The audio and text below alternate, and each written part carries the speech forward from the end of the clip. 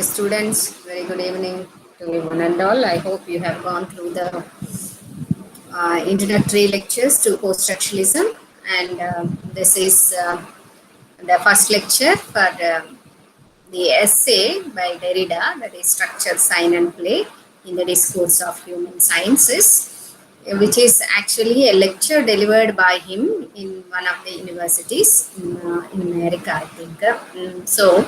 Let us see what Derrida's point is in this essay.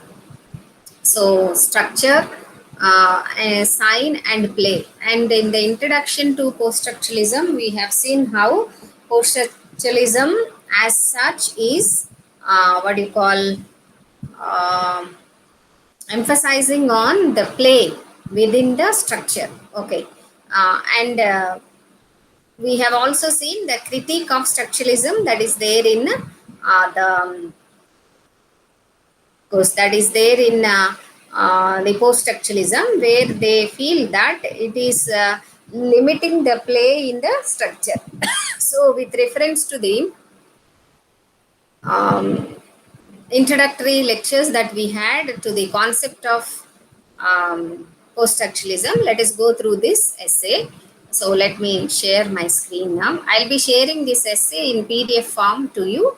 So, when you listen to the lecture, I request you to go through the open the text and then start listening to the lecture. That is what.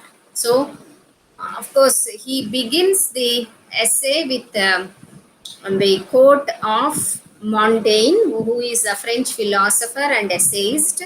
Actually, Montaigne is known to be the uh, man who had popularized the uh, essay as a genre. Okay, so Montaigne, in need, he is giving one quote here. We need to interpret interpretations more than to interpret things. So, the need to interpret interpretations rather than interpreting the things. That is what he says. Here, why Derrida quoted this, etc., we'll be knowing while we proceed with this essay. So, let's proceed with the first paragraph, wherein he is referring to um, one event. See, the word event is put in inverted quotes, just single inverted commas in the essay, the first paragraph itself. So, this is like the introductory paragraph, what he is going to speak about. Here, Derrida is specifying what he is going to speak about. So, he is presuming, stating that perhaps something has occurred in the history of the concept of structure that could be called an event. So he feels that in the previous, he says that something has occurred in the history of the concept of structure. So how the structure is defined, etc. He noting that he says event, and he says now let us speak of a event. But he says use quotations. Usually in a writing, in thesis writing or in your paper writing, if you use a word in quotations, that is to say, to indicate that you are going to make different points regarding that particular word, whether it can be called as event or not, whether it is a remarkable event or not, or we call it the event as such. That is what it means. So, of course, he is giving us the questions that he is going to deal with in this essay. So, what is the question? What would this event be then? So, he is referring to one event. And then he's saying, what would be this event?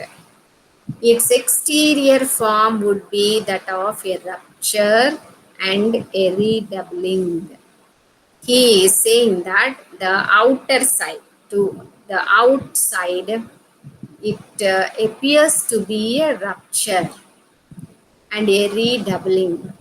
Whether it is really so or not, we have to understand while we proceed with this essay. In the second paragraph, it would be easy enough to show that the concept of structure and even the word structure itself are as old as the episteme. Actually, episteme is a new word only, which is coined by Michel Foucault, one of the post-structuralist critique. Of course, one of Derrida's contemporaries. Yet there were, ideological differences, and Foucault, of course, always focuses on the historical evolution of things or structures, etc. And he, as a post-structuralist, tries to establish power as structure. Power in the sense the state, okay, whether it be a democracy or what do you say, any form of government, the power structures, and how culture as a trust structure, etc. But of course, he introduced this word episteme. But he says that this structure and even the word structure itself are as old as the episteme. Okay. He used this word only to refer to total set of relations that unite at a given period, the discursive practices that give rise to epistemological figures, sciences, and possibly formalized systems of knowledge. But Derrida says that episteme, the word structure and the concept itself is as old as episteme, as old as Western science and Western philosophy. So he says the structure is not a new word. The structures are always there. They are as old as the Western science and Western philosophy. And he also says that their roots thrust deep into the soil of ordinary language. So the roots of the structure, of course, we can find even thrust into the roots of ordinary language, our day-to-day language also. And he says, into whose deepest races the episteme plunges. And this episteme or the structure plunges in order to make what? Let us see. In order to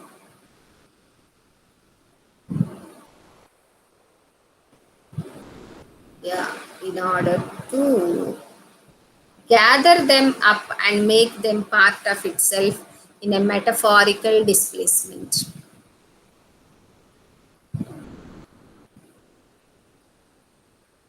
In this paragraph, what he is trying to establish is that structure, the word, and the concept, okay, which is like episteme, is always present in the discourse of Western philosophy. It became a very familiar topic or concept that it is also rooted into everyday language also. Perhaps he is referring to the binaries here, the way in which we use binaries, though we don't know that they are having a different tone, etc., or they are having an established order, etc., as we have seen in the post-structuralism introductory classes.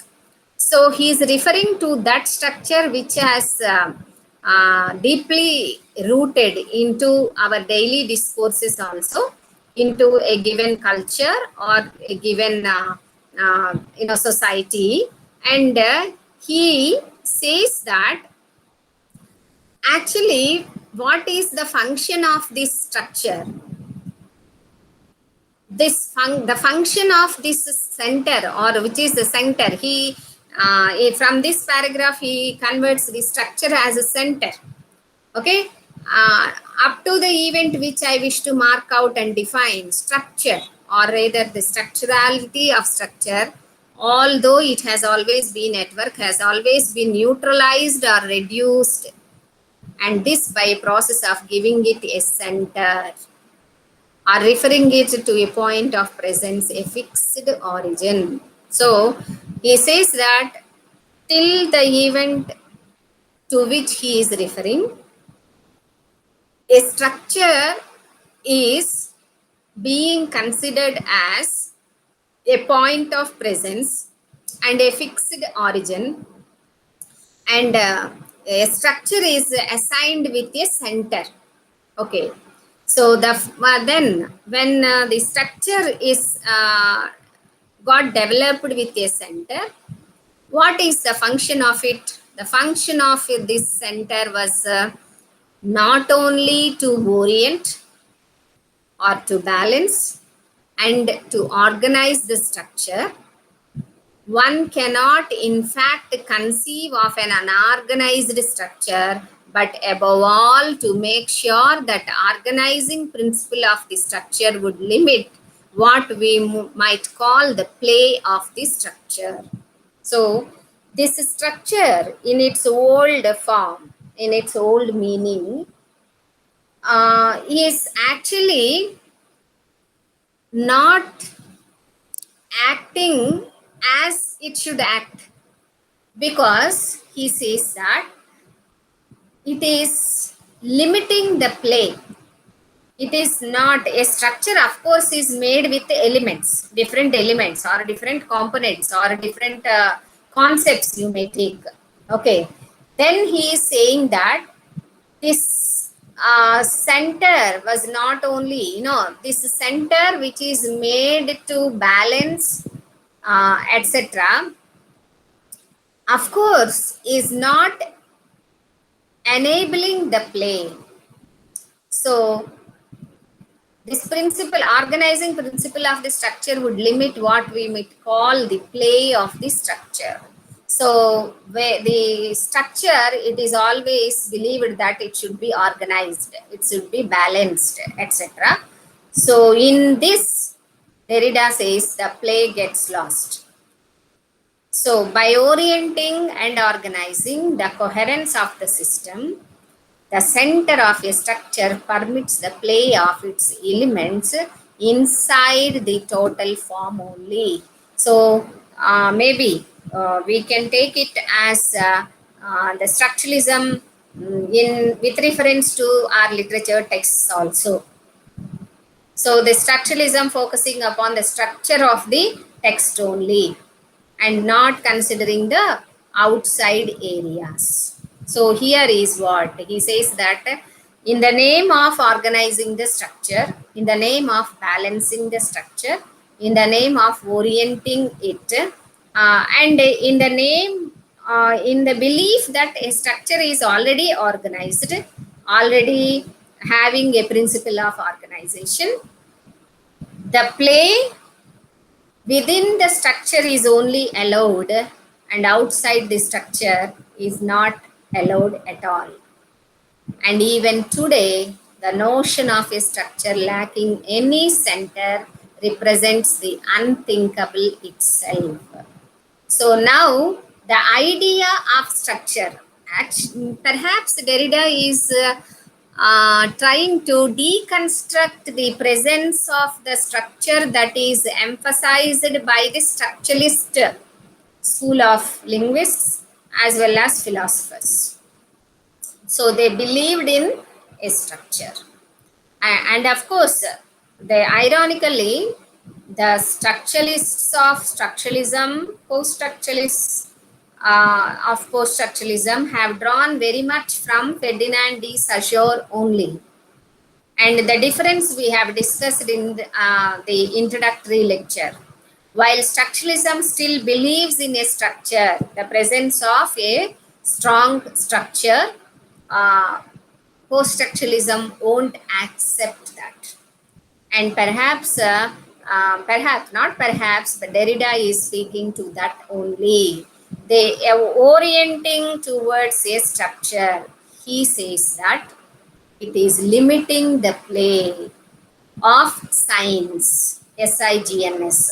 That is why the essay structure, sign and play in the discourse of human sciences. He is referring to this play with reference to the human sciences here, the discourse. Because the structure may lock the meaning, and post-structuralism won't believe in locking the meaning. The meanings are always open. That is why he said difference. The difference is, of course, it agrees difference, but it will not accept the limitation of the difference. And it encourages the play. So he says further, nevertheless, the center also closes off the play, which it opens up and makes possible. And Derrida says that after some extent, the structure will not allow the play. Here we can take structures as a form of garments also, not only the text. Actually, if you refer to Bakhtin, poetic genre as a structure, of course, we can take there, which limits the discourse of the language, or the dialogic nature of the language is limited in the, of course, poetic structure. So, of course, we can take the structure in the form of garment structures, traditions, cultures, literature, anything that is a structure that is limiting. So, he says that the center, which should be the actual center of play, ironically closes the play. A center, it is the point at which the substitution of contents, elements, or terms is no longer possible. You can take the despotic government of Stalin also as a structure. A despotic government, despotic form of government is a structure. And of course, a democratic form of government is also having a structure. But after it grows, we know what happens in democracy. If the play is not allowed, all voices are not allowed, etc. So it's a very, what do you say, natural way that all structures, though have intended or created to allow the play, they turn to be the agents of closure of the play. So he says a center, which is the point of substitution of contents, elements, or terms, in that it is nowhere possible. A center is a point where substitutions of contents, elements, or terms is no longer possible. After it becomes a structure, it gets locked. Yeah, you can understand this with reference to what is that, social contract theory of Hobbes, social contract theory. So it's believed that a group of people, for their convenience, have created the social structure which we are calling as a society. Now, with the passage of the time, what happens? The structure which is created for the convenience of human beings will become inconvenience for their movement and play. Inconvenient because it gets locked, and the structures may not led to evolve, or may not be allowed to evolve. So perhaps that is why a structure, of course, after some time may become a closed structure which will not entertain any substitution of contents, elements, etc. Then Derrida says at the center, the permutation of the transformation of elements, which may of course be structures enclosed within a structures, is forbidden. The permutation of transformation of elements. Take for example, the center structure is like a kingdom, okay, with a king and elements are people. If you take like that, after sometimes what happens, the king who should be the safeguard, who should be the man that perpetuate the dialogue will become very monologic and he will never allow the people to talk. At the center, the permutation of the transformation of elements. So, in among the people, some people may, of course, want to have a dialogue with the king, and they might have observed that the king is not functioning properly or he is acting against the interests of the nation, etc. But they will never be encouraged; rather, they will be forbidden. And actually, this permutation has always remained interdicted. See, what is, let us see, interdicted. Interdicted is having the meaning like prohibit or forbid. So that is what he says. No, a center which should be the agent of play forbids the play. And it is interdicted, prohibited deliberately. Of course, in a despotic form of government, of course, when Bakhtin was speaking about dialogism, he was not allowed to speak, rather, he was forced to exile. So the play is always not allowed.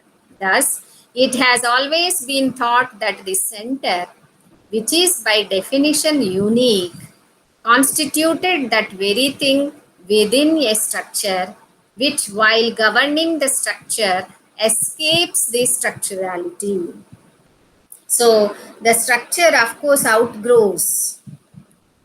Of course, it is unique, constituted that very thing within a structure which, while governing the structure, escapes the structurality. So while the structure grows, it escapes the structurality. This is why classical thought concerning structure would say that the center is paradoxically within the structure and outside it. So he is referring to the classical thought, which thinks that the center is within the structure as well as outside the structure. And the center is at the center of the totality, and yet, since that center does not belong to the totality, is not part of the totality. So we think at firstly we can of course imagine like this: a group of people who wanted a ruler have elected or made one person the king who is the center, okay, and he is though he is a center, he should be considered as a member of the total people, but never after some time he no more remains the member of the totality. The center is at the center of the totality, and yet since the center does not belong to the totality, is not part of the totality, the totality has a center, its center elsewhere. That means, in other words, one line he of course concludes or sums up that center is not the center. So the structuralists were feeling are thinking of a center, which of course remains as the focal point, or which of course the thing which guarantees the play of its elements or its subjects, etc. But the center is not the center. The concept of centered structure,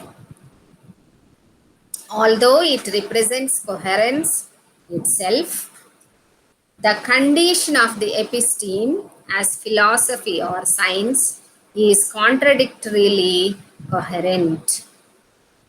So he says that they are not coherent. The concept of centered structure, though it appears to be coherent, they are not coherent.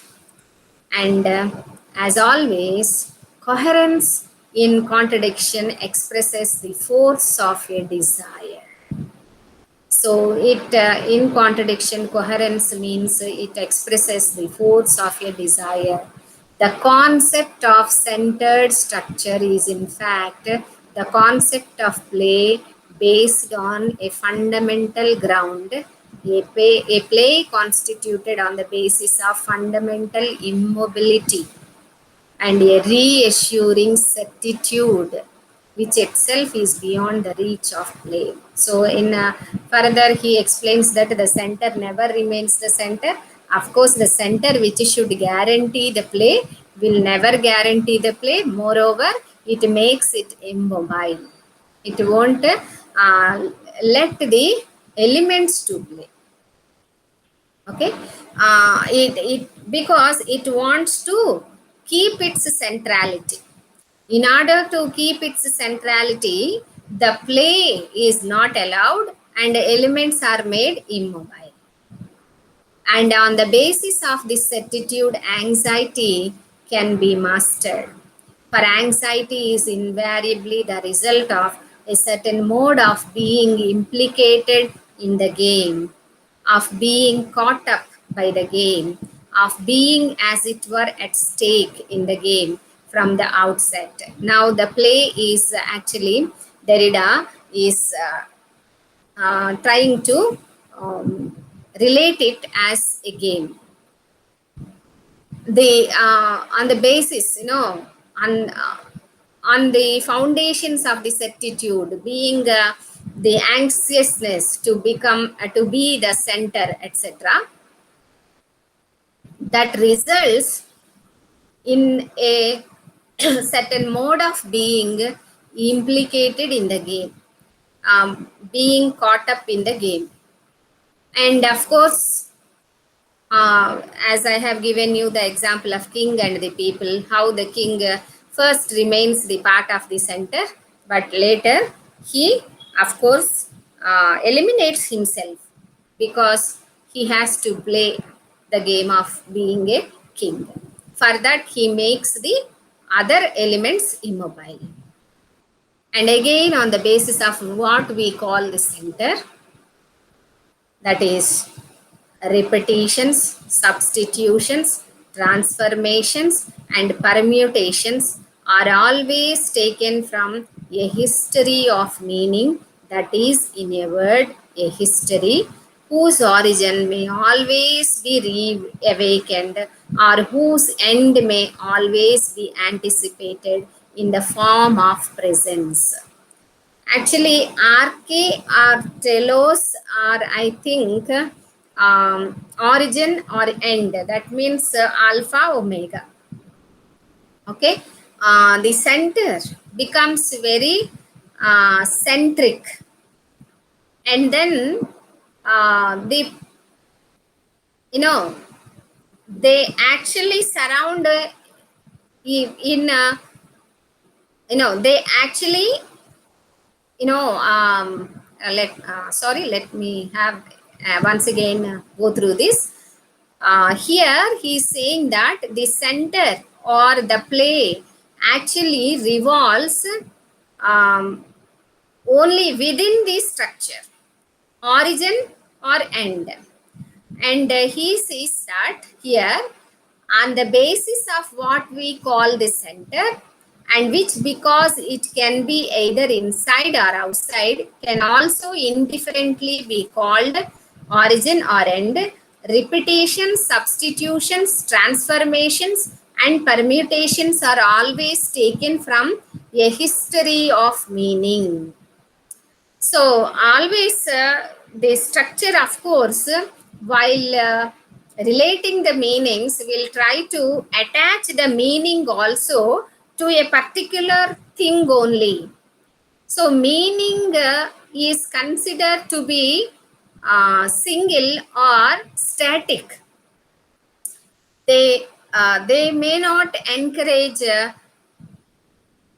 multiple meanings, whose origin may always be reawakened, or whose end may always be anticipated in the form of presence only. That is, say for example, God's presence. So everything from alpha to omega is connected to the presence. And that means the history of meaning is not what you say dialogic, but monologic. This is why one perhaps could say that the movement of any archaeology, like that of any eschatology, is an accomplice of this reduction of the structurality of structure, and always attempts to conceive of structure on the basis of a full presence which is beyond play. So this actually is leading to a kind of monologic theory, this structure. And here Derrida says that it, of course, will not allow the play. Okay. One more thing is,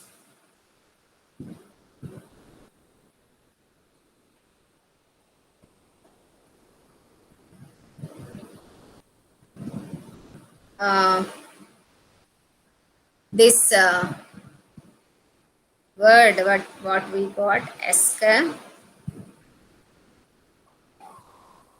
eschatology, is like the part of theology concerned with death, judgment, and the final destiny of the soul and of humankind.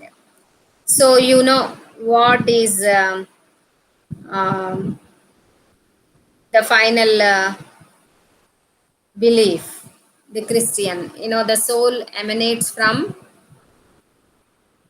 a God who is omnipresent, omniscient, etc. And of course, the soul returns back to the same God only. So, this is the emphasis of presence, which will not allow you the play. Of course, these are all post-structuralist theories are a kind of reconstruction, deconstruction, as we know. This kind of monotheistic, monopolistic, and monologic world is not acceptable to the post-structuralist theoreticians. And here, of course, it is evidently a criticism of this structure. Okay, the structure that is emphasized by the structuralists, wherein they think that the play of the meaning is within the borders of the structure, and they always try to connect it to the one structure, where of course the play is limited. Even though the play is allowed, the play is very limited play. At times, if required, the play will be cancelled, or there is no play will be allowed at all, say within or outside the structure. So this is the presence of the center that is always there in the Western philosophy. Of course, you can take very much the example of the colonialism or imperialism, etc. Okay, even of course, we now call of religious imperialism, or linguistic imperialism, cultural imperialism, etc. So, because they felt that the white is supreme, say the white religion or the white tradition, the white culture, etc. So, we actually Derrida is a Jew, as I have given you in the introductory class. Only because of this uh, belief in the single structure. Jews are Semitic, and Semitic people are polytheistic, and of course, the monotheistic will never allow the play of the polytheistic. Okay, polytheistic. So that is why, of course, in these 2-3 paragraphs, we can see how Derrida is repeatedly, again and again trying to focus upon the closed structure, though it appears to be, what do you say, vibrant. It appears to be open. It appears to be wide, yet it is not so. Okay, so and in case actually the anthropological theories also previously, which are built upon Caucasian males, etc., depending upon the shape or size of the forehead or lips, yeah, all those things, they are also nowadays are being treated or revisited or deconstructed. It is not a norm for everyone. Okay, so that is differently constituted, and it that happened only because the play is restricted. The meaning is always getting locked. The only one meaning is accepted. That meaning that is connected with the presence. Say the presence of God, the presence of master, the presence of culture, the presence of tradition, which of course the structure believes in. Okay, and the play of the outside elements, of course, is limited or it is not at all permitted. So that is what Derrida wants to communicate us in these paragraphs. We'll continue this essay tomorrow. I hope you will listen with keeping the text in front of you, because without the text you may not be able to understand anything. So let us, I am closing here. Hope you will go through, and if you have any doubts, you can contact. Have a nice time.